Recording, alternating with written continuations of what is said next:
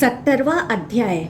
महेश्वर से होने वाली आदि सृष्टि का स्वरूप, नवविध सर्ग वर्णन एवं प्राजापत्य सर्ग निरूपण तथा भगवती सती की देह से अनेक देवियों का प्रादुर्भाव।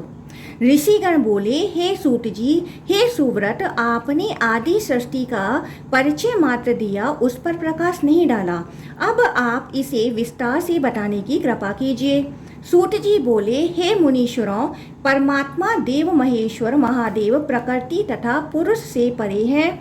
उन्हीं ईश्वर से परम कारण स्वरूप अव्यक्त उत्पन्न हुआ, जिसे तत्व चिंतक प्रधान तथा प्रकृति कहते हैं। यह गंध वर्ण रस से हीन, शब्द स्पर्श से रहित, अजर स्थिर, अविनाशी, शाश्वत, अपनी आत्मा में स्थित, जगत की उत्पत्ति का स्रोत, महाभूत, सनातन, पर ब्रह्मा, सभी प्राणियों का विग्रह, शरीर, ईश्वर की आज्ञा से प्रेरित, आदि अंत से रहित, अजन्मा, सूक्ष्म, तीनों गुणों से युक्त, उत्पत्ति का स्रोत तथा अव्यय है। सर्ग के आदि काल में अव्यक्त तथा अविज्ञेय यह ब्रह्मा रूप ही था। उस समय तमोमय अविभाग रहने पर एवं गुणों के समभाव में रहने पर शिव की इच्छा से इस अव्यक्त के स्वरूप से यह संपूर्ण उत्तभान जगत व्याप्त था। सृष्टि काल में क्षेत्रज्ञ पुरुष के द्वारा अधिष्ठित प्रधान के गुण भाव से प्रेरित होता हुआ महत्व तत्व उत्पन्न हुआ। पहले यह जगत सूक्ष्म तथा महान अव्यक्त से आच्छादित था। इसके बाद सत्ता मात्र का प्रकाशक सत्व गुण प्रधान महत्व तत्व प्रकट हुआ। महत्व तत्व को मन के रूप में जानना चाहिए। यह सृष्टि का कारण कहा गया है। लिंग मात्र यह महत्व तत्व जीवों से अधिष्ठित होकर उत्पन्न हुआ। यह महान महत्व तत्व सृष्टि की इच्छा से ईश्वर के द्वारा प्रेरित होकर सृष्टि को तथा सृष्ट जीवों के परमार्थ कारणभूत वेदों, धर्म आदि रूपों को विस्तारित करता है। वह महेश्वर ही मन, महान, मति, ब्रह्मा, पुहा, बुद्धि, ख्याति, ईश्वर, प्रज्ञा, चिति, स्मृति, संविदा तथा विश्ववेश कहे गए हैं। वह समस्त जीवों का कर्मफल जानते हैं और इस मन के द्वारा सूक्ष्मता के कारण उस कर्मफल से जगत विभक्त है, इसलिए इन्हें मन कहा जाता है। ये सभी तत्वों से पहले उत्पन्न हुए हैं और परिमाण में सत्व आदि गुणों से भी अधिक महान हैं, इसलिए वे महान कहे गए हैं। वे पुरुष ईश्वर भोग संबंध के कारण सबका पोषण करते हैं, संपूर्ण प्रमाण को जानते हैं तथा समस्त भेद मानते हैं, इसलिए वे मति कहे गए हैं। वह महेश्वर बृहत होने, सबके पोषक होने तथा भावों का संपूर्ण आश्रय होने के कारण समस्त भावों को धारण करते हैं, इसलिए उन्हें ब्रह्मा कहा जाता है। वह महेश्वर सभी देवताओं को अपनी अनुग्रहों से परिपूर्ण करते हैं तथा उन्हें तत्व भाव प्राप्त कराते हैं, इसलिए वह पूह कहे जाते हैं। वह ईश्वर सब ब्रह्मांड में समस्त भावों तथा हित धर्म को स्वयं जानते हैं एवं जीवों को बोध कराते हैं, इसलिए उन्हें बुद्धि कहा जाता है। ज्ञान निष्ठा के कारण विषय संबंधी सुख की ख्याति, प्रशंसा तथा भोग की प्राप्ति उन्हीं ईश्वर से प्रवर्तित होती है, इसलिए वे ख्याति कहे गए हैं। आकाश आदि के शब्द आदि गुणों के द्वारा तथा ज्ञान आदि के द्वारा सत्पुरुष उनकी प्रशंसा करते हैं, इसलिए भी उन महान पूज्य ईश्वर का नाम ख्याति कहा जाता है। वे महात्मा शिव संपूर्ण जगत को प्रत्यक्ष रूप से जानते हैं, इसलिए ईश्वर कहे जाते हैं और स्वयं ज्ञान रूप हैं, इसलिए प्रज्ञा कहे जाते हैं। वे जीवों को भोगों की प्राप्ति के लिए ज्ञान आदि रूपों तथा अनेक विध कर्म फलों का विस्तार करते हैं, इसलिए वे चित्ती कहे जाते हैं। वह महेश्वर वर्तमान भूत तथा भविष्य के भी समस्त कार्यों का स्मरण करते हैं, अर्थात उनका ज्ञान रखते हैं, इसलिए वह स्मृति कहे जाते हैं। वह संपूर्ण ज्ञान तथा उत्तम महात्मा को जानते हैं, इसलिए वह विंद तथा विद धातु से उत्पन्न संविद रूप में भी कहे जाते हैं। हे श्रेष्ठ मुनियों, वह सर्वत्र विद्यमान है और भक्त उन शिव में ही सब कुछ प्राप्त करता है, इसलिए वह महात्माओं द्वारा संविद कहे गए हैं। ज्ञा धातु से ज्ञान शब्द कहा गया है। ज्ञान समुद्र भगवान शिव बंधन आदि का तिरस्कार करने के कारण विद्वानों द्वारा ईश्वर कहे गए हैं। इस प्रकार महेश्वर के उत्तम भावों का चिंतन करने वाले तत्ववेताओं ने अनेक अर्थों का प्रतिपादन करने वाले शब्दों के द्वारा आदि सबसे पहले उत्पन्न सर्वोत्तम शिव नामक तत्व का वर्णन किया है। सृष्टि करने की इच्छा से प्रेरित होकर महत सृष्टि कार्य को विस्तारित करता है। संकल्प तथा अध्यवसाय ये उसकी दो वृत्तियां कही गई हैं। रजोगुण प्रधान त्रिगुण के कारण वह उत्तमधमान सर्ग भूत आदि तथा अहंकार महत के द्वारा बाहर से ढके हुए हैं। उसी तमो गुण प्रधान अहंकार से शब्द स्पर्श आदि तन्मात्राओं का आकाश आदि तामस सर्ग हुआ। सृष्टि का विस्तार करते हुए भूतादि ने शब्द मात्र आकाश का सृजन किया। उससे शब्द लक्षण वाला सुशिर पुष्कर नामक आकाश उत्पन्न हुआ। शब्द तन्मात्रा वाले आकाश ने स्पर्श तन्मात्रा वाले वायु को आच्छादित किया। सृष्टि को आगे बढ़ाते हुए वायु ने रूप तन्मात्रा वाले अग्नि को उत्पन्न किया। वायु से जो ज्योति अग्नि उत्पन्न होती है वह वायु के ही रूप तथा गुण वाली कही जाती है। इस प्रकार स्पर्श तन्मात्रा वाले वायु ने रूप तन्मात्रा वाली अग्नि को आच्छादित किया। सृष्टि को विस्तारित करती हुई ज्योति अग्नि ने रस तन्मात्रा को उत्पन्न किया। उससे सर्व रसमय जल उत्पन्न हुआ। रूप तन्मात्रा वाली अग्नि ने उस रस तन्मात्रात्मक जल को आच्छादित किया। पुनः सृष्टि को आगे बढ़ाते हुए जल ने गंध तन्मात्रा का सृजन किया। उससे पृथ्वी उत्पन्न हुई।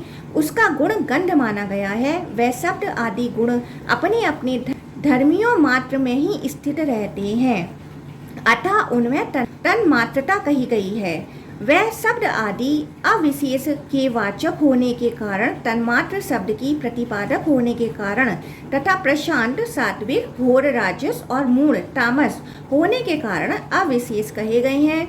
इसे परस्पर पंच भूतों की तन्मात्राओं का सर्ग सृष्टि जानना चाहिए।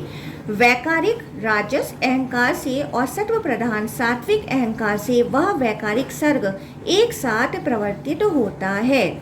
5 ज्ञानेंद्रियां तथा 5 कर्मेंद्रियां ये इंद्रियां साधन स्वरूप हैं और उनके 10 राजस अधिष्ठाता देवता हैं। जो 11वां मन है वह अपने गुण से उभयात्मक ज्ञान कर्मेंद्रियात्मक है। कान त्वचा नेत्र जिह्वा तथा 5वीं नासिका ये इंद्रियां शब्द आदि की प्राप्ति के लिए ज्ञान युक्त होती हैं। दोनों पैर गुदा जनेन्द्रियां, दोनों हाथ तथा 10वीं वाणी है। क्रमशः गति विसर्ग मलत्याग आनंद शिल्प तथा बोलना उनका कार्य। शब्द तन्मात्रा वाला आकाश स्पर्श तन्मात्रा में प्रविष्ट हुआ, अतः वायु शब्द तथा स्पर्श रूप 2 गुण वाला हुआ। शब्द एवं स्पर्श ये दोनों ही गुण रूप तन्मात्रा में प्रविष्ट हुए, अतः शब्द स्पर्श रूप युक्त वह अग्नि 3 गुणों वाला हुआ। शब्द स्पर्श रूप सहित अग्नि रस तन्मात्रा में प्रविष्ट हुआ, इसलिए रस में जल को 4 गुणों वाला जानना चाहिए। शब्द स्पर्श रूप तथा रस ये गंध तन्मात्रा में प्रविष्ट हुए, अतः गंध तन्मात्रा के साथ इस पृथ्वी में उनके प्रवेश करने पर पृथ्वी 5 गुणों वाली हुई। इसलिए यह स्थूल रूपा भूमि 5 भूतों में श्रेष्ठ कही जाती है। अतः अधिक गुणों के कारण वह शब्द आदि गुण शांत घोर तथा मूढ़ 3 गुणों वाले हैं। इसी कारण से वह विशेष कहे गए हैं। परस्पर प्रवेश करने के कारण वह एक दूसरे को धारण करते हैं। भूमि के भीतर यह सब लोकालोक पर्वत से आवृत है। वह विशेष शब्द आदि नियत तत्व के कारण इंद्रिय ग्राही कहे गए हैं। पूर्व सर्ग आकाश आदि के गुणों को उत्तरोत्तर वायु आदि प्राप्त करते हैं। उन शब्द आदि में जितनी मात्रा में जो गुण होता है उतनी ही मात्रा में उसे कहा गया है। जल में गंध का अनुभव होने पर कुछ लोग कहते हैं कि यह जल का गुण है। पृथ्वी में उस गंध को जल तथा वायु के संयोग से जानना चाहिए। महान आत्मा वाले ये 7 महत्व तत्व अहंकार शब्द आदि 5 गुण एक दूसरे के आश्रय से रहते हैं। महत्व तत्व से लेकर शब्द आदि विशेष तक पुरुष से अधिष्ठित होने के कारण तथा अव्यक्त परमेश्वर के अनुग्रह से ब्रह्मांड को उत्पन्न करते हैं। जल में बुलबुले की भांति एक विशाल अंड उन विशेषों शब्द आदि से एक ही बार में उत्पन्न हुआ। वह जल में स्थित था। वह अंड अपने से 10 गुना विस्तार वाले जल से बाहर से घिरा था। यह जल 10 गुना विस्तार वाले तेज अग्नि से बाहर से घिरा था। तेज 10 गुना विस्तार वाले वायु से बाहर से घिरा था और वायु भी 10 गुना विस्तार वाले आकाश से बाहर से घिरा था। जिस आकाश से वायु आवृत था वह आकाश भूत आदि से घिरा था। भूत आदि महत्व तत्व से घिरे थे और महत्व तत्व उस अव्यक्त से घिरा था। हे सुव्रतों, सर्व उस अंड के कपाल पर स्थित है और भव जल में स्थित है। रुद्र अग्नि में तथा भगवान उग्र वायु में स्थित कहे गए हैं। भीम पृथ्वी के मध्य में स्थित है। महेश्वर अहंकार में स्थित है। भगवान ईश बुद्धि में स्थित है और परमेश्वर सर्वत्र स्थित है। अंड इन 7 प्राकृत आवरणों से आवृत है और एक दूसरे को आवृत करके ये 8 प्रकृतियां मूर्तियां स्थित हैं। इस प्रकार स्थित होकर ये प्रसर्ग काल में एक दूसरे को ग्रसती हैं और सृष्टि काल में साथ साथ उत्पन्न होकर एक दूसरे को धारण करती हैं।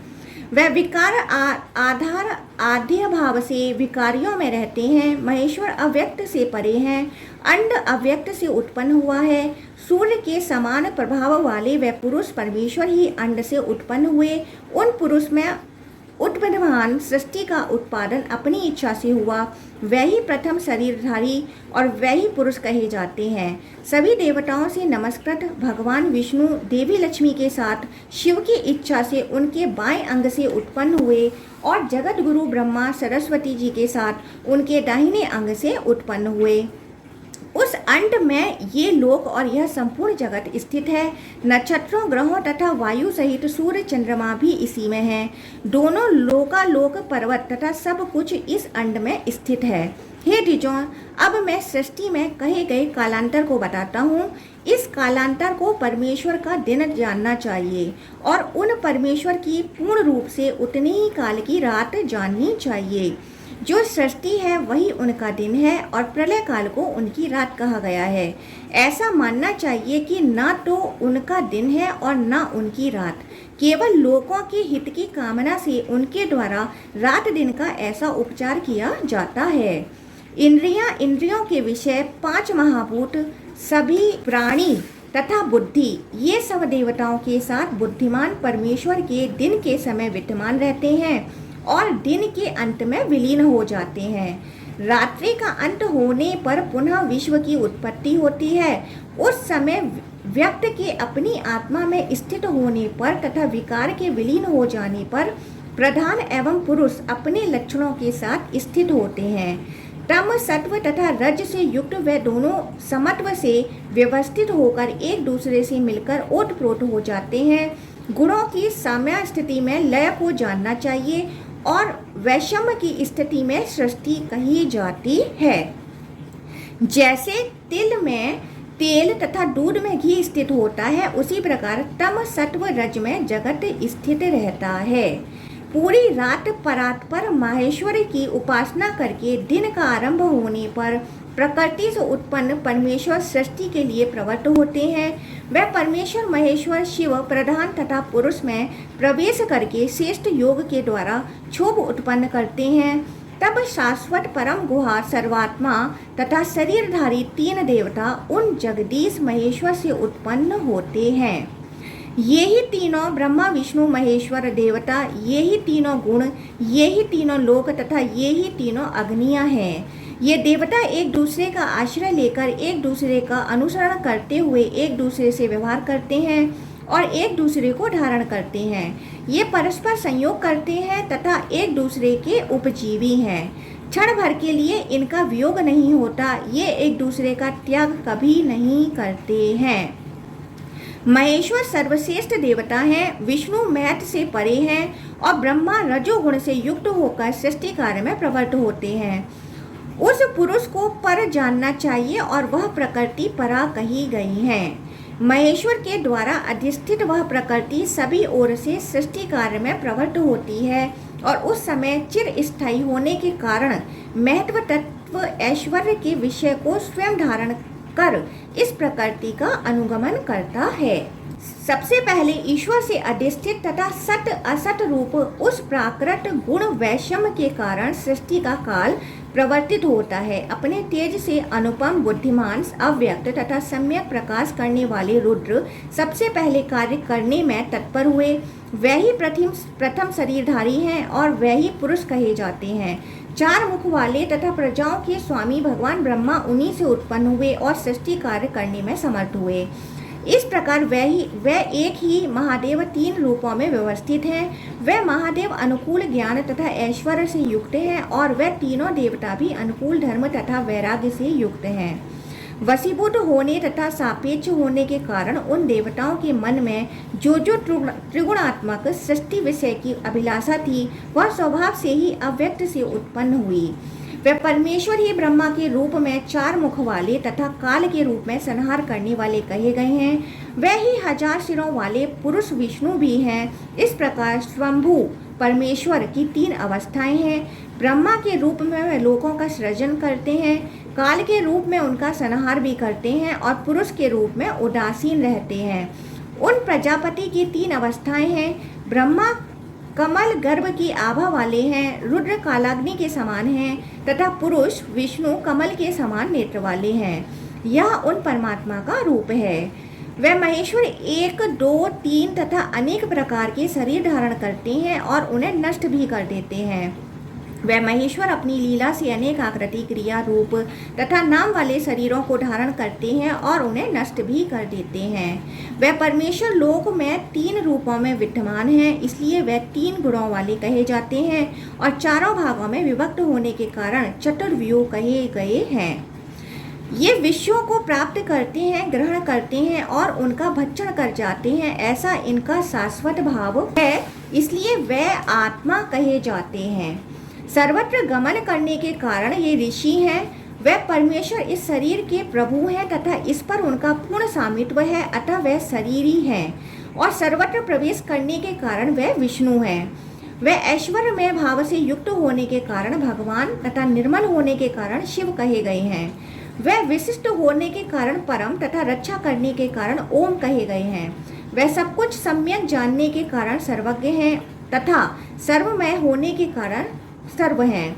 वे अपने को तीन रूपों में विभक्त करके तीनों लोकों का संचालन करते हैं। वे तीन रूपों से स्वयं जगत का सृजन करते हैं, पालन करते हैं तथा संहार करते हैं। वे आदि प्रारंभ में प्रकट होने के कारण आदिदेव तथा अजन्मा होने के कारण अज कहे गए हैं। वह समस्त प्रजाओं की रक्षा करते हैं, इसलिए प्रजापति कहे गए हैं। वे देवताओं में सबसे महान देवता हैं, इसलिए महादेव कहे गए हैं। वे सर्वव्यापी होने तथा किसी के वश में न होने के कारण देवताओं के भी ईश्वर, बृहत होने के कारण ब्रह्मा तथा अपने भूतत्व अस्तित्व के कारण भूत कहे जाते हैं। वह क्षेत्रों का ज्ञान रखने के कारण क्षेत्रज्ञ तथा एकमात्र होने के कारण केवल कहे गए हैं। चूँकि वह पूरी शरीर में शयन करते हैं, इसलिए पुरुष कहे जाते हैं। वह अनादि होने तथा सबसे पहले होने के कारण शंभु कहे गए हैं। वह यजन के योग्य होने के कारण यज्ञ तथा इंद्रियों से ना दिखाई देने वाली वस्तुओं को भी देखने के कारण कवि कहे जाते हैं। वह क्रमणीय पहुँच के योग्य होने के कारण क्रमण, सबका पालन करने के कारण पालक, कपिल वर्ण होने के कारण आदित्य और सबसे पहले उत्पन्न होने के कारण अग्नि कहे गए हैं। हिरण्यमय अंड इनसे उत्पन्न हुआ और ये भी हिरण्यमय अंड से उत्पन्न हुए, अतः इस पुराण में उन्हें हिरण्य गर्भ कहा जाता है। अतीत विश्वात्मा शंभु का जो काल है उसकी गणना 100 वर्षों में भी नहीं की जा सकती है। वर्तमान ब्रह्मा की काल संख्या को परार्ध कहा गया है। उतने ही परिमाण वाला उनका काल द्वितीय परार्ध शेष रहता है। उसके अंत में जगत का संहार हो जाता है। कल्पों के हजारों करोड़ों जो दिन व्यतीत हो गए हैं, उतने ही दूसरे अभी शेष हैं। जो यह वारा कल्प चल रहा है उसके विषय में सुनिए। हे द्विजों, यह वर्तमान कल्प उनमें प्रथम कल्प है जिसमें स्वाम्भु आदि 14 मनु व्यवस्थित हैं। बीत चुके वर्तमान तथा अभी होने वाले जो मनु हैं, उन महेश्वर मनुओं द्वारा अपनी तपस्या से प्रजाओं के साथ 7 द्वीपों तथा पर्वतों सहित संपूर्ण पृथ्वी का पालन पूरे 1000 वर्षों तक किया जाता है। अब उनका विस्तृत वर्णन सुनिए। हे ऋषियों, एक मनवंतर के वर्णन से सभी मनवंतरों का तथा एक कल्प के वर्णन से दूसरे कल्प का भी वर्णन हो जाएगा। अपने वंश के राजाओं के साथ बीते हुए कल्प जिस रूप में होते हैं, विद्वान को वैसा ही तर्क अनुमान अनागत भविष्य कल्पों के विषय में भी कर लेना चाहिए। पृथ्वी तल के नष्ट हो जाने पर सबसे पहले जल प्रादुर्भूत हुआ। विनष्ट नक्षत्रों से युक्त तथा उस विस्तृत जल में ब्रह्मांड में कुछ भी नहीं मालूम पड़ता था। उस एकांत वन प्रलय सागर में समस्त स्थावर जंगम के विनष्ट हो जाने पर 1000 नेत्रों वाले, 1000 पैर वाले, 1000 सिर वाले तथा स्वर्णिम रंग वाले अतीन्द्रिय ब्रह्मा पुरुष रूप में प्रकट हुए। उस समय नारायण संज्ञक व ब्रह्मा जल में सोए हुए थे। पुनः सत्व गुण के उद्रेक के कारण जगे हुए उन ब्रह्मा ने लोक को शून्य देखा। लोग उन नारायण के प्रति इस श्लोक को उदाहरण करते हैं। जल का अर्थ है नार तथा सुनो हम लोग जल के ये दो नाम सुनते हैं। उस जल से पूरित हो करके उन्होंने अपना अयन निवास स्थान बनाया और वे जल में सोते हैं, इसलिए नारायण कहे गए हैं। 1000 चतुर्युग तक जल में निवास करने के पश्चात रात्रि के अंत में उन्होंने सृष्टि करने के उद्देश्य से ब्रह्मा का रूप धारण किया। ब्रह्मा जी वायु होकर उस जल में विचरण करने लगे, जैसे कि वर्षा ऋतु में रात्रि में खगोट विचरण करते हैं। तदंतर ज्ञान संपन्न उन ब्रह्मा ने अनुमान पूर्वक पृथ्वी को जल के भीतर गई हुई जानकर पहले के कल्पों में जैसा रूप धारण किया था उस अन्य रूप को धारण कर पृथ्वी का उद्धार करने का निश्चय किया। तत्पश्चात महात्मा भगवान ब्रह्मा उस दिव्य रूप का चिंतन करने लगे। सभी ओर से जल से व्याप्त पृथ्वी को देखकर उन्होंने सोचा कि मैं कौन सा रूप धारण करके इस पृथ्वी का उद्धार करूं। उन्होंने जल क्रीड़ा के अनुरूप सभी प्राणियों से अजय वेदमय तथा ब्रह्मा संज्ञक वाराह रूप धारण किया और पृथ्वी का उद्धार करने के लिए रसातल में प्रवेश किया। उन वाराह रूपधारी प्रजापति ने जल से घिरी हुई पृथ्वी के पास पहुंचकर उसे उठा लिया और समुद्र के जल को समुद्र में तथा नदियों के जल को नदियों में समाविष्ट कर दिया। इस प्रकार उन प्रभु ने लोक कल्याण के लिए रसातल में गई हुई तथा समुद्र तल में डूबी हुई पृथ्वी को अपने दृष्टांत पर उठा लिया। इसके बाद उन धरणीधर ने पृथ्वी को उसके मूल स्थान में लाकर के पूर्व की भांति रखकर छोड़ दिया। वह पृथ्वी उस जल राशि के ऊपर विशाल नौका की भांति स्थित हो गई और उसी के समान विशाल देह होने के कारण पृथ्वी पुनः डूब न सकी। तत्पश्चात कमल के समान नेत्र वाले भगवान उसे उठा करके जगत की स्थापना की इच्छा से पृथ्वी का विभाग करने के लिए मन में निश्चय किया। उन्होंने पृथ्वी को समतल करके पृथ्वी पर पर्वतों को संग्रहित किया। संवर्तक अग्नि द्वारा पूर्व सृष्टि के दग्ध कर दिए जाने पर उस समय बहुत विस्तार वाले वे पर्वत उस अग्नि से विशीर्ण हो गए थे। उस एकांत वन में वायु प्रवाह के द्वारा एकत्रित होकर शीत के कारण वे जहाँ जहाँ जम गए वहाँ पर्वत बन गए। वे चलायमान न होने के कारण अचल, पर्वों से युक्त होने के कारण पर्वत, निर्गीण होने के कारण गिरी तथा भूमि पर शयन करने के कारण श्लोच्य कहे गए हैं। इस प्रकार भगवान विश्वकर्मा प्रत्येक कल्प में उन करोड़ों पर्वतों के इधर उधर बिखर जाने पर बार बार उनका विभाग करते हैं। तदंतर उन्होंने समुद्रों, सातों द्वीपों तथा पर्वतों सहित पृथ्वी को भू आदि चारों लोकों को बनाया। इसके बाद लोकों की रचना करके उन्होंने प्रजा सर्ग की रचना की। विविध प्रजाओं की सृष्टि करने की इच्छा वाले स्वयंभू भगवान ब्रह्मा ने उसी प्रकार की सृष्टि की रचना की जैसा उन्होंने पहले के कल्पों में किया था। सृष्टि के समय बुद्धि पूर्वक सर्ग का चिंतन करते हुए उन ब्रह्मा की बुद्धि से तमोमय अविद्यात्मक सर्ग उत्पन्न हुआ। वह तम, मोह, महामोह, तमिश्र तथा अंध इन नामों वाला है। इस प्रकार 5 पर्वों वाली यह अविद्या उन महात्मा से उत्पन्न हुई। ध्यान करते हुए अभिमानी ब्रह्मा का वह सर्ग 5 प्रकार से अवस्थित हुआ। वह तम से आवृत, बीजांकुर की भांति ढका हुआ, बाहर तथा भीतर से प्रकाश रहित, स्तब्ध तथा निसंग, चेतना शून्य था। उन पर्वतों की बुद्धि ढकी हुई थी और उनके दुख तथा क्रियाकलाप भी ढके हुए थे। अतः सम्राटात्मा आवृत आत्मा वाले वे नग पर्वत प्रथम उत्पन्न मुख्य कहे गए हैं। उस प्रकार के प्रथम सर्ग को कार्य हेतु व्यर्थ समझकर वे ब्रह्मा अप्रसन्नचित हो गए। तब वे अन्य सर्ग का विचार करने लगे। ऐसा चिंतन करते हुए उन ब्रह्मा से तिर्यक स्रोत बहिर्मुख इंद्रिय प्रवाह वाला सर्ग उत्पन्न हुआ।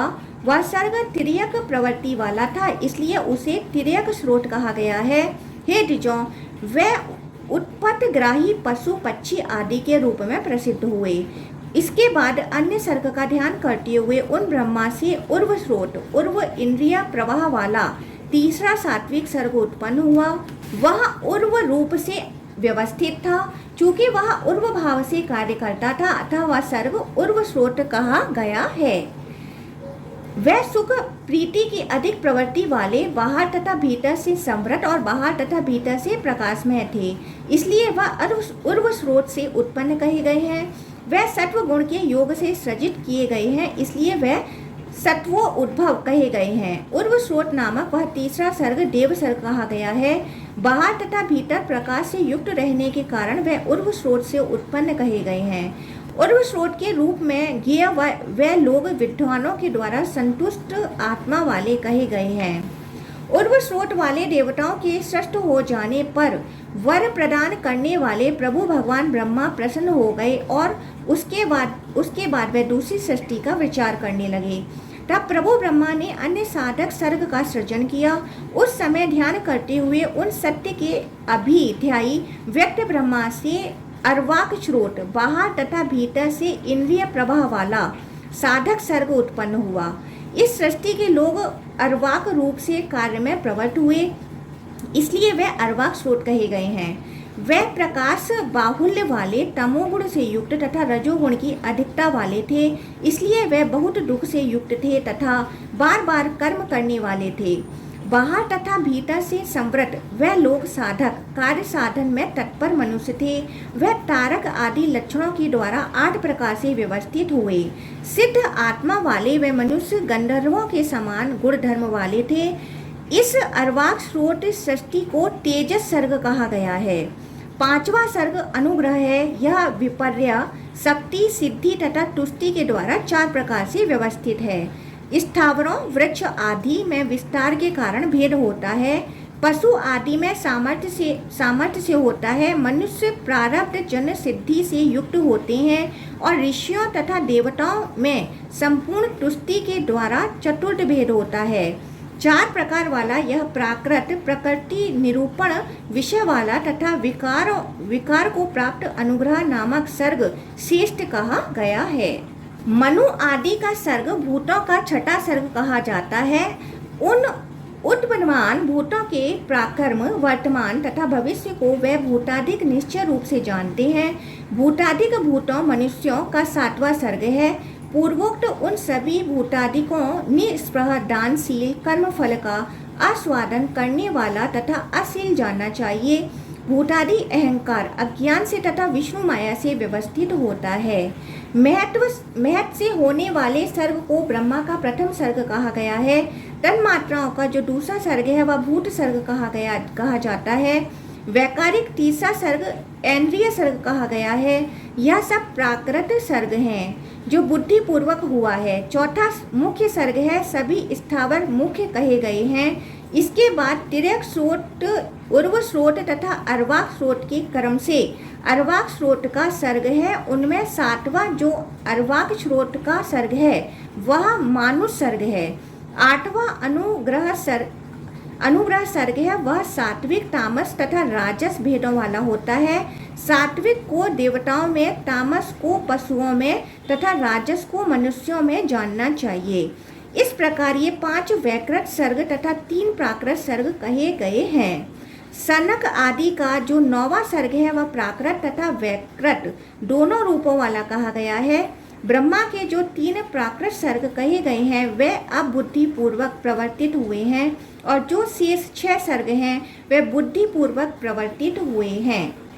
हे ऋषियों, अब मैं विस्तृत अनुग्रह सर्ग का वर्णन कर रहा हूँ, आप लोग उसे जान लें। वह सभी भूतों में पूर्ण रूप से 4 प्रकार से अवस्थित है।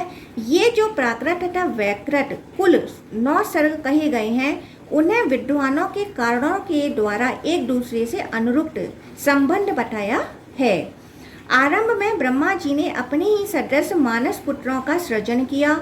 उनमें से सबसे पहले उत्पन्न तथा सभी के पूर्वज रघु तथा सनत कुमार, ये दोनों उर्वरेता ब्रह्मचारी थे। 8वां कल्प व्यतीत होने पर प्राचीन एवं लोक साक्षी वे दोनों 12 कल्प में अपने तेज को संक्षिप्त करके पृथ्वी लोक में अधिष्ठित हुए। मोक्ष के लिए कर्म परायण वे दोनों मानस पुत्र आत्मा को अपने स्थिर करके प्रजा धर्म तथा काम का त्याग करके वैराग्य में स्थित हो गए। सनत कुमार जिस रूप में उत्पन्न हुए थे वैसे ही कुमार रूप में विद्यमान कहे जाते हैं, इसलिए इनका नाम सनत कुमार प्रसिद्ध हुआ।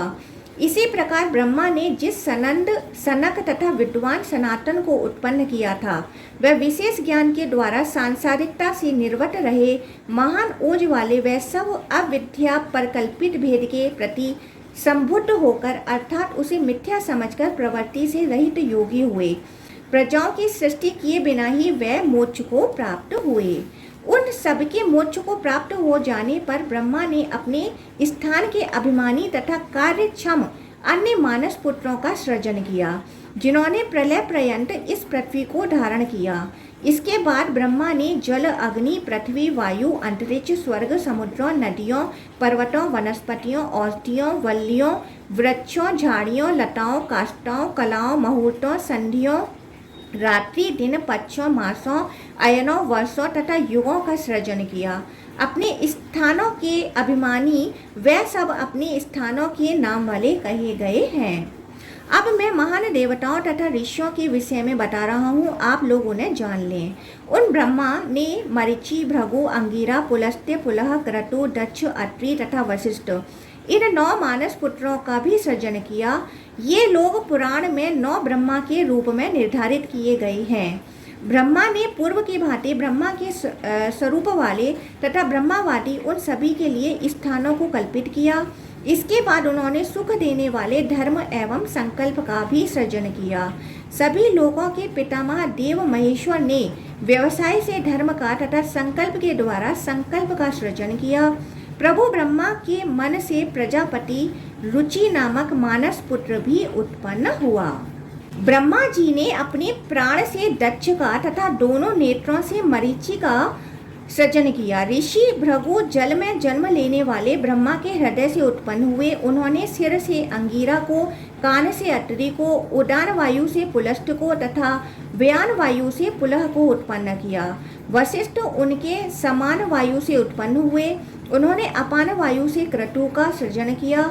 ये संकल्प धर्म मरीचि, भृगु, अंगिरा, पुलस्त्य, पुलह, क्रतु, दक्ष, अत्रि, वशिष्ठ ब्रह्मा के 11 दिव्य पुत्र कहे गए हैं। प्रथम उत्पन्न धर्म आदि ब्रह्मा जी के पुत्र हैं। जो भृगु आदि 9 मानस पुत्र सृजित किए गए वे ब्रह्मावादी हुए। वे प्राचीन गृहस्थ थे और उन्हीं के द्वारा धर्म प्रवर्तित हुआ। उनके दिव्य देवगुण संपन्न क्रियावान संतान वाले तथा मनुष्यों से अलंकृत 12 वंश हुए। रघु तथा सनत कुमार ये दोनों ब्रह्मचारी थे। ये उनसे पहले उत्पन्न हुए थे और सभी के पूर्वज थे। 8वें कल्प के व्यतीत होने पर प्राचीन तथा लोकों के साक्षी वे दोनों अपने तेज को संक्षिप्त करके लोक में प्रतिष्ठित होकर विराजमान हुए। योग कर्म परायण वे दोनों आत्मा को अपने में आरोपित करके प्रजा धर्म तथा काम का त्याग करके वैराग्य में स्थित हो गए। वे सनत जिस रूप में उत्पन्न हुए थे वैसे ही सदा रहने के कारण इस लोक में कुमार कहे जाते हैं और इसलिए उनका सनत कुमार यह नाम प्रसिद्ध हो गया। इसके बाद ध्यान करते हुए उन ब्रह्मा जी की मानस प्रजाएं संतानें उत्पन्न हुई। पुनः उनके शरीर से उत्पन्न उन कार्यों तथा कारणों के साथ बुद्धिमान ब्रह्मा के अंगों से क्षेत्रज्ञ उत्पन्न हुए। इसके बाद देवता, असुर, पितर, मनुष्य इन 4 अंगों की सृष्टि करने की इच्छा वाले ब्रह्मा ने अपने मन को विचार युक्त किया। तदंतर मन को विचार युक्त करते हुए तथा प्रयत्न पूर्वक तमो मात्र से उत्पन्न होने वाले सर्ग का चिंतन करते हुए उन प्रजापति की जंघा से सर्वप्रथम असुर पुत्र उत्पन्न हुए। हे विप्रों, असु को प्राण कहा गया है, इसलिए उससे जन्म लेने के कारण वे असुर हुए। जिस शरीर से उन्होंने सभी असुरों को उत्पन्न किया था उस शरीर को छोड़ दिया, तब उनके द्वारा व्यक्त वह शरीर तत्काल रात्रि हो गई। वह रात्रि अंधकार की अधिकता से युक्त होती है, अतः वह नियमिका सबको सहन करने वाली है। प्रजाएं रात में अंधकार से आवृत हो जाती हैं, इसलिए वह सोती हैं। तत्पश्चात असुरों का सृजन करके उन्होंने अन्य अव्यक्त तथा सत्व बहुल शरीर धारण किए, इसलिए उन्होंने उसकी पूजा की। तब उस शरीर को धारण करने वाले उन ब्रह्मा को प्रसन्नता हुई। इसके बाद क्रीड़ा करते हुए ब्रह्मा के मुख से देवता उत्पन्न हुए। चूंकि क्रीड़ा करते हुए इन ब्रह्मा से वह उत्पन्न हुए, इसलिए वह देवता कहे गए हैं। जो दिव धातु कही गई है वह क्रीड़ा के अर्थ में जानी जाती है। उन ब्रह्मा से वह क्रीड़ा करते हुए उत्पन्न हुए, इसलिए देवता कहे जाते हैं। देवताओं का सृजन करके देवेश ने अन्य शरीर धारण किया और उनके द्वारा छोड़ा गया वह पहले वाला शरीर शीघ्र ही दिन बन गया। इसलिए देवता लोग धर्म युक्त दिन की उपासना करते हैं। उन्होंने सत्व गुणमय उस अन्य शरीर की भी पूजा की।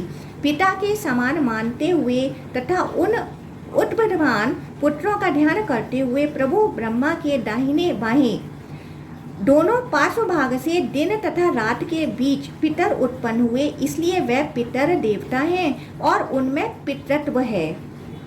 उन्होंने जिस काया से पितरों का सृजन किया था उस काया को त्याग दिया। उनके द्वारा व्यक्त वह काया शीघ्र ही संध्या हो गई।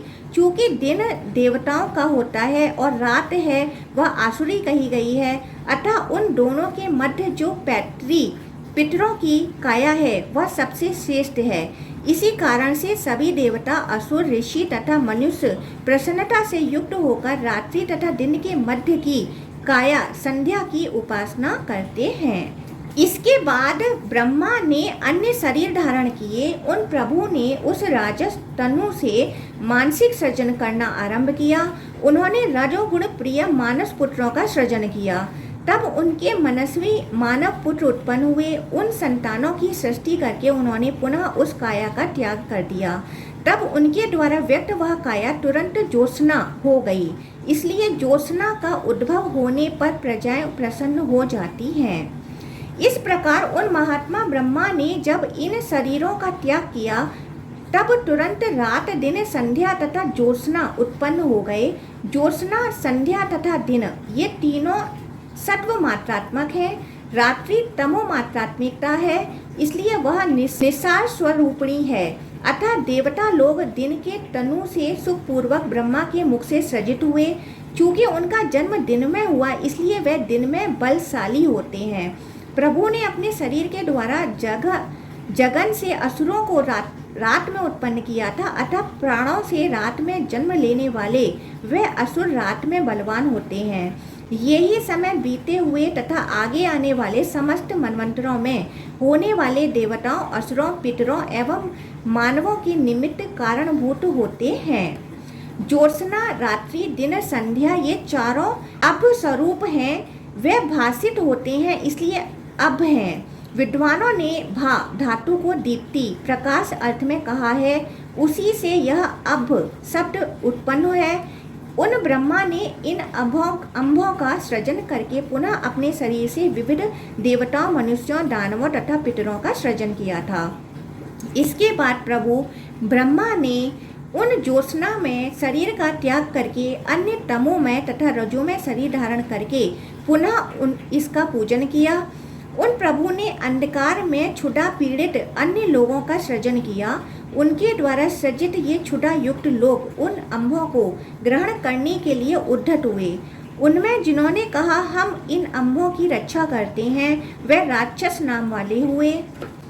क्योंकि वे क्षुधा पीड़ित तथा रात्रि में विचरण करने वाले थे, उनमें से प्रसन्न होकर जिन्होंने परस्पर यह कहा हम इन अम्बों का भक्षण करते हैं, वे अपने उस कर्म के कारण यक्ष तथा गुण कर्म के कारण गोहाक हुए। रक्ष यह धातु पालन अर्थ में जानी जाती है और इसी प्रकार यक्षति धातु भक्षण अर्थ में कही जाती है। उस सृष्टि को देखकर अप्रसन्नता से युक्त उन बुद्धिमान ब्रह्मा के बाल क्षीण हो गए। वे क्षीण बाल पुनः ऊपर उठ गए और उन्होंने प्रभु को अवरुद्ध कर दिया। वे बाल सिर से हीन हो गए थे, इसलिए नीचे की ओर अपसर्पण करने वाले हो गए। वे बाल व्याल स्वरूप कहे गए।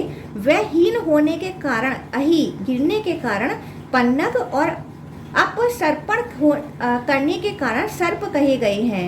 उनके क्रोध से उत्पन्न जो महाभयंकर विष में अग्निगर्भ था, वह साथ में उत्पन्न हुए सर्पों में प्रविष्ट हो गया। तब सर्पों को देखकर ब्रह्मा क्रुद्ध हुए और उन्होंने क्रोध में स्वरूप वालों को उत्पन्न किया। वह कपिस वर्ण अत्यंत उग्र तथा मांस का भक्षण करने वाले भूत थे। वह भूतत्व के कारण भूत तथा मांस भक्षण के करने के कारण पिशाच कहे गए हैं। प्रसन्नता पूर्वक गान करते हुए उन ब्रह्मा से गंधर्व उत्पन्न हुए थे।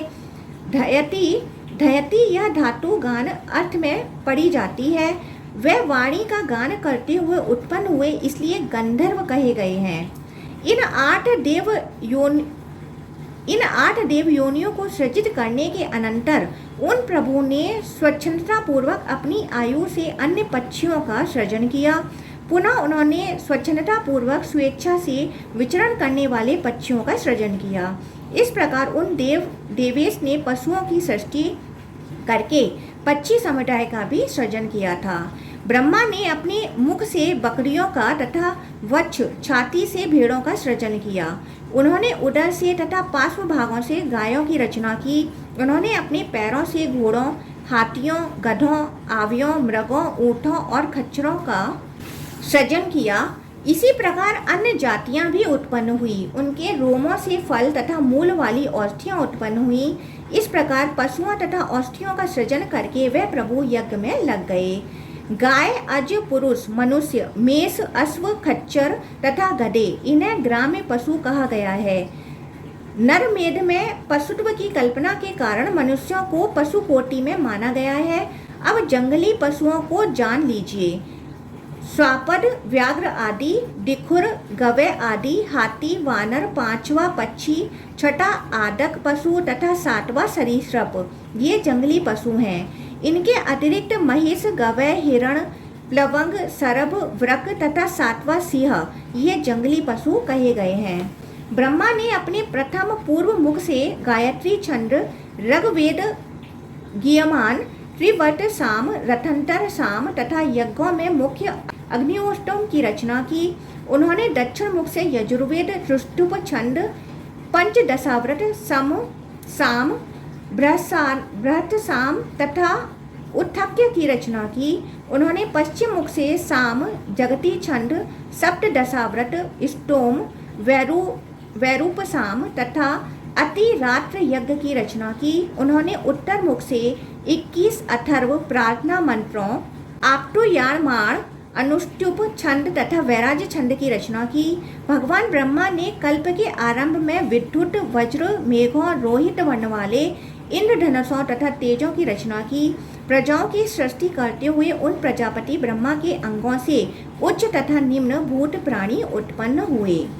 पहले देवता, असुर, मनुष्य तथा पितर, इन चारों की सृष्टि करके उन्होंने स्थावर तथा जंगम भूतों का सृजन किया।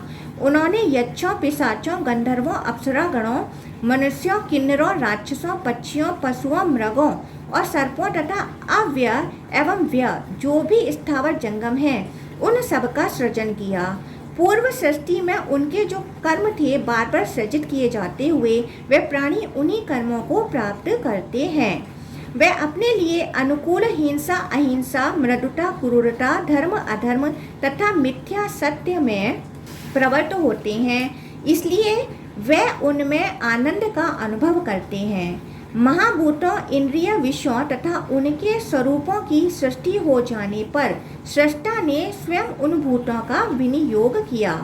कुछ लोग होने वाली घटनाओं का कारण पुरुषार्थ को बताते हैं तथा कुछ श्रेष्ठ मनुष्य कर्म को उसका कारण बताते हैं। हे विप्रों, अन्य लोग देव भाग्य को और कुछ तत्व चिंतक स्वभाव को उसका कारण बताते हैं। इस प्रकार पुरुषार्थ, कर्म, देव तथा स्वभाव को कारण माना गया है। कर्म मार्ग का अनुसरण करने वाले जीव जगत की विषमता के प्रति पूर्वोक्त 4 कारणों में से किसी एक को कारण न मानकर उनके समुच्चय को कारण मानते हैं, क्योंकि वह इन चारों से भी परे सकलियंता महेश्वर को नहीं जानते हैं। सत्व गुण में स्थित समदर्शी लोग जगत के माया में होने के कारण पूर्वोक्त कारण चतुष्टयों में नाम भेद के रूप में न तो किसी एक को और न किन्हीं 2 को कारण मानते हैं। उन ब्रह्मा रूपी महेश्वर ने पूर्व कल्प के भूतों के नाम, रूप तथा प्रपंच को सर्ग के आदि में वेद के शब्दों से ही निर्मित किया।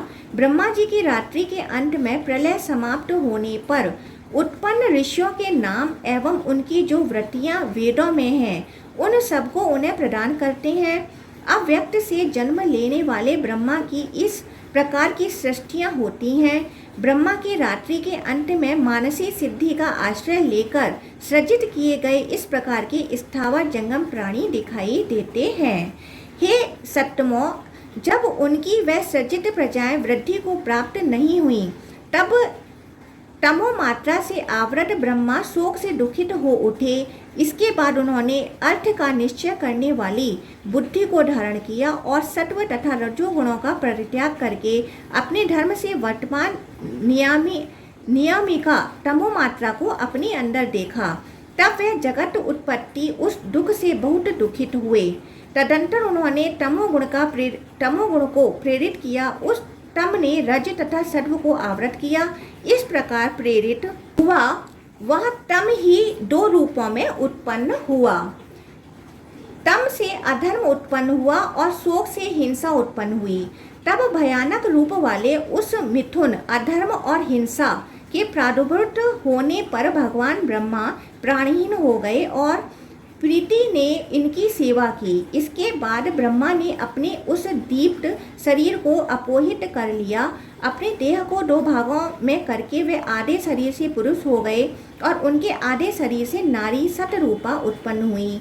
ब्रह्मा ने प्राणियों की धात्री उस प्रकृति को कामना पूर्वक उत्पन्न किया था। वह अपनी महिमा से स्वर्ग तथा पृथ्वी को व्याप्त करके अधिष्ठित है। ब्रह्मा का वह पूर्व शरीर स्वर्ग को आवृत करके स्थित है।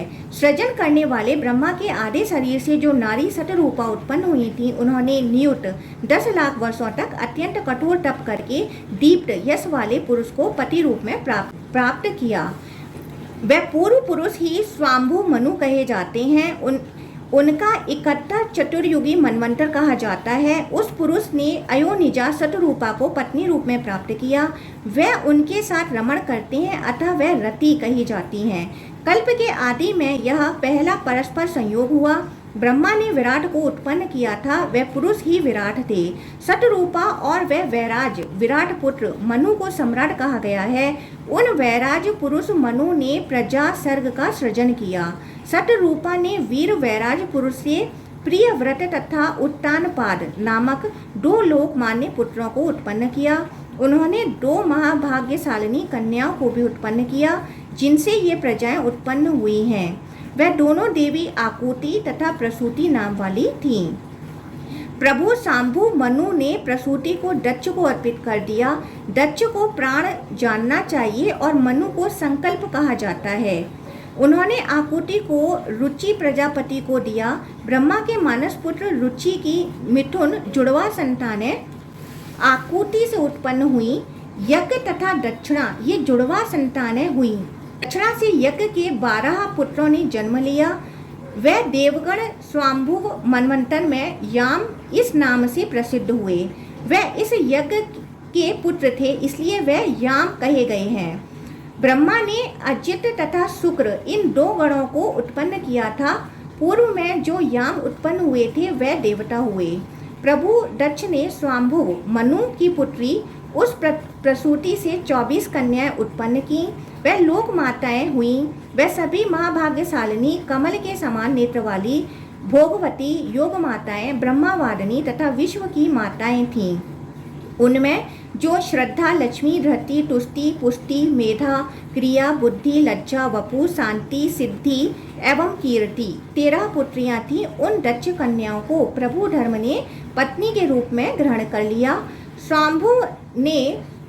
स्वाम्भुव ने इन सबको उन धर्म की पत्नी बनाया। उन सभी से कनिष्ठ जो शिष्ट तथा सुंदर नेत्रों वाली 11 कन्याएं थीं, वह सती, ख्याति, संभूति, स्मृति, प्रीति, क्षमा, सन्नति, अनसूया, ऊर्जा, स्वाहा एवं स्वधा नाम वाली थीं। उन्हें अन्य महर्षियों ने प्राप्त किया। वह रुद्र, भृगु, मरीचि, अंगिरा, पुलह, क्रतु, पुलस्त्य, अत्रि, वशिष्ठ, पितर तथा अग्नि थे। उन्होंने सती को भव रुद्र को तथा ख्याति को भृगु को दे दिया। इसके बाद उन्होंने संभूति को मरीचि को और स्मृति को अंगिरा को प्रदान कर दिया। उन्होंने प्रीति को पुलस्त को, क्षमा को पुलह को, सन्नति को क्रतु को, अनसूया को अत्रि को तथा ऊर्जा को वशिष्ठ को अर्पित कर दिया और स्वाहा को अग्नि को तथा स्वधा को पितरों को सौंप दिया। अब उनसे उत्पन्न संतानों को जान लीजिए। ये समस्त महाभाग्यवती कन्याएं सभी मनवंतरों में प्रलय पर्यंत प्रजाओं के सृजन में लगी रहती थीं। श्रद्धा ने काम को उत्पन्न किया। दर्प लक्ष्मी का पुत्र कहा गया है। धृति का पुत्र नियम, तुष्टि का पुत्र संतोष, पुष्टि का पुत्र लोभ तथा मेधा का पुत्र श्रुत है। क्रिया से दंड तथा समय नामक पुत्र उत्पन्न हुए। बुद्धि से बोध तथा प्रमाद नामक पुत्र उत्पन्न हुए। लज्जा से विनय नामक पुत्र उत्पन्न हुआ। वसु का पुत्र व्यवसाय तथा शांति का पुत्र क्षेम है। सिद्धि से सुख नामक पुत्र उत्पन्न हुआ। कीर्ति का पुत्र यश है। ये सब धर्म के पुत्र हैं। काम का पुत्र हर्ष देवी प्रीति से उत्पन्न हुआ। धर्म का यह सुतोदर्ग सर्ग बता दिया गया। हिंसा ने अधर्म से निकृति नामक कन्या तथा अनरत पुत्र को उत्पन्न किया। निकृति से भया तथा नरक 2 पुत्र उत्पन्न हुए और इनकी पत्नियां माया तथा वेदना जुड़वा कन्याएं हुईं। इसके बाद माया ने प्राणियों का हरण करने वाले मृत्यु को जन्म दिया और वेदना से रौरव के द्वारा पुत्र रूप में दुख उत्पन्न हुआ। मृत्यु से व्याधि, जरा, शोक, क्रोध तथा असूया उत्पन्न हुए। उत्तरोत्तर दुख देने वाले ये सभी पुत्र अधर्म के लक्षणों से युक्त थे। इन सबकी भार्याएं तथा पुत्र नहीं थे। ये सभी परिग्रह स्वभाव वाले थे। इस प्रकार यह धर्म नियामक तामस सर्ग उत्पन्न हुआ। ब्रह्मा ने नील लोहित शिव से कहा था, प्रजाओं का सृजन कीजिए। तब उन्होंने अपनी भार्या सती का ध्यान करके पुत्रों का सृजन किया। उन्होंने न अधिक न कम अपने ही समान तथा व्याघ्र चर्म धारण किए हुए हजारों हजार मानस पुत्रों रुद्र गणों को उत्पन्न किया। उन्होंने रूप, तेज, बल, ज्ञान में अपने ही सदृश पिंगल वर्ण वाले, निसर्ग युक्त जटाजूटधारी, लोहित वर्ण वाले, विशिष्ट हरित केश वाले, देखने मात्र से नाश करने वाले, कपालधारी, विशाल रूप वाले, विकृत रूप वाले, विश्व रूप स्वरूपवान, रथारूढ़, ढाल, कवच, वरूट धारण किए हुए, लाखों भुजाओं वाले, स्वर्ग, पृथ्वी, अंतरिक्ष में गमन करने वाले, स्थूल सिर वाले, 8 डाढ़ों वाले, 2 जीवों वाले, 3 नेत्रों वाले, अन्न खाने वाले, मांस भक्षण करने वाले, घृत पीने वाले, सोमपान करने वाले, सुंदर बड़े बड़े कपाल वाले, नीले कंठ वाले, उर्वरेता, ब्रह्मचारी, हव्य खाने वाले, वेद परायण, धार्मिक, मोर पंख से सुशोभित, कुछ बैठे हुए, कुछ दौड़ते हुए, 5 भूतों वाले, कुछ अध्यापन करने वाले, कुछ अध्ययन करने वाले, कुछ जप करते हुए, कुछ योग अभ्यास करते हुए, कुछ धूम युक्त, कुछ दीप्तिमान, गंगा को धारण किए हुए, अत्यंत कांतिमान, वृद्ध, बुद्धि संपन्न, ब्रह्मिष्ठ, शुभ दर्शन वाले, नीलग्रीवा कंठ वाले, 1000 नेत्रों वाले, क्षमा की निधि, सभी प्राणियों से अदृश्य, महान योग वाले, महातेजस्वी, भ्रमण करते हुए, इधर उधर भागते हुए, कूदते हुए तथा आयातयाम इन हजारों हजार उत्तम रुद्र देवताओं को उत्पन्न किया। इन्हें देखकर ब्रह्मा जी ने इन नील लोहित से कहा, ऐसी प्रजाओं का सृजन मत कीजिए। आप अपने सदृश प्रजाओं की सृष्टि आपको नहीं करनी चाहिए। हे देव, आपको नमस्कार है, आपका कल्याण हो। आप मृत्यु युक्त अन्य प्रजाओं का सृजन कीजिए, क्योंकि मृत्यु रहित प्रजाएं कार्यों का आरंभ नहीं करेंगी। ब्रह्मा के द्वारा ऐसा कहे गए रुद्र ने उनसे कहा, मैं मृत्यु तथा जरा से युक्त प्रजाओं का सृजन नहीं करूंगा, आपका कल्याण हो। अब मैं शांत होकर बैठता हूँ और आप ही सृजन कीजिए। जिन हजारों हजार विरूप नील लोहित रुद्रों को मैंने सृजित किया है, वे मेरी आत्मा से निकली हुई प्रजाएं हैं। ये रुद्र नाम वाले महाबली देवता होंगे। ये पृथ्वी, आकाश तथा सभी दिशाओं में व्याप्त रहेंगे। इनमें समान आत्मा वाले 100 रुद्र याज्ञिक होंगे। वे सभी देवताओं के साथ यज्ञ भाग ग्रहण करने वाले होंगे। सभी मनवंतरों में जो देवता भेद पूर्वक यहाँ पर होंगे, उनके साथ पूजित होते हुए वे सभी रुद्र युग 6 पर्यंत यहाँ स्थित रहेंगे। बुद्धिमान महादेव जी के द्वारा इस प्रकार कहे गए प्रजापति ब्रह्मा जी प्रसन्न होकर प्रणाम करके उनसे बोले, हे विभो, आपने जैसा कहा है वैसा ही हो, आपका कल्याण हो। ब्रह्मा के ऐसा कहने के बाद सब कुछ उसी प्रकार से हुआ। उसी समय देवताओं के स्वामी शिव ने प्रजाओं का सृजन नहीं किया और प्रलय पर्यंत स्थाणु व्रत स्थित रहे तथा ब्रह्मचारी बने रहे। चूंकि उन्होंने कहा था कि मैं स्थित हूँ, इसलिए वह स्थाणु कहे गए। ये भगवान महादेव पुरुष स्वरूप, सूर्य के समान तेज वाले, अपने तेज से अग्नि के समान प्रतीत होने वाले तथा आधा भाग नर और आधा भाग नारी के शरीर वाले हैं। वे अपनी इच्छा से 2 भागों में अलग अलग स्त्री तथा पुरुष रूप में विभक्त हुए। वे परमेश्वर आधे भाग से 11 रूपों में स्थित हैं। उसमें जो शंकर की अर्धांगिनी महाभागा महादेवी कही गई हैं, वही भगवती पूर्व काल में दक्ष के द्वारा आराधित होकर जगत के हित के लिए सती के रूप में अभिभूत हुई थी। सृष्टि कार्य के लिए उनका दाहिना भाग श्वेत तथा बायां भाग कृष्ण था। जब भगवान शंभु ने उनसे कहा कि अपने को विभक्त करो, तब हे द्विजों, उनके ऐसा कहने पर वह शुक्ल तथा कृष्ण 2 रूपों में विभक्त हो गईं। अब मैं उनके नाम बताऊंगा, आप लोग एकाग्रचित होकर सुनिए। स्वाहा, स्वधा, महाविद्या, मेधा, लक्ष्मी, सरस्वती, सती, दक्षायणी, विद्या, इच्छा, शक्ति, क्रियात्मिका, अपर्णा, एक पर्णा, एक पाटला, उमा, हेमवती, कल्याणी, एक मातृका, ख्याति, प्रज्ञा, महाभागा, लोक प्रसिद्ध, गौरी, गड़ा अंबिका, महादेवी, नंदिनी तथा जात वेदसी, ये नाम हैं। पृथक देह धारण करने से पहले इनका एक ही रूप था। सावित्री, वरदा, पुण्या, पावनी, लोक विश्रुता, आज्ञा, आवेशनी, कृष्णा, तामसी, सात्विकी, शिवा, प्रकृति, विकृता, रौद्री, दुर्गा, भद्रा, प्रमथनी, कालरात्रि, महामाया, रेवती, भूतनायिका। हे सुव्रतों, द्वापर युग के अंत में ये उनके नाम हुए।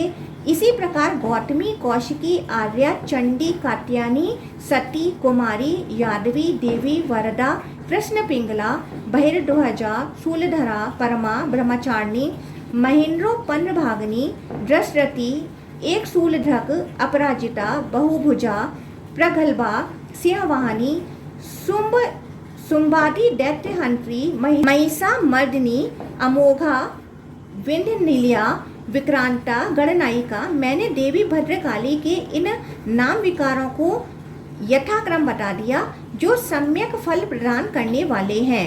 जो लोग इनका पाठ करते हैं, उनका पाप शेष नहीं रह जाता है।